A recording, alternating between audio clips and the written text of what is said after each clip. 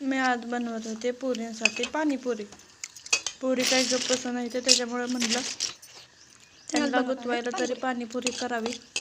पण कशाचं काय, त्या गेल्या निघून पप्पांच्या गाडीवर बसून.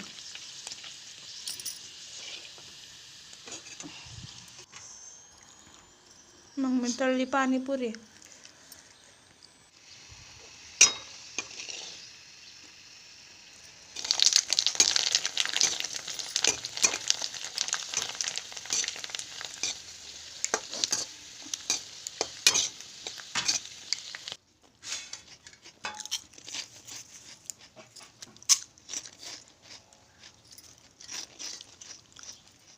अशा पद्धतीनं मी पाणीपुरी सगळी तळून घेतली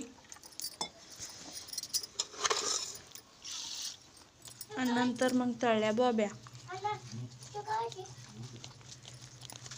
एक पिवळ्या आणि एक नाचणीच्या तळल्या.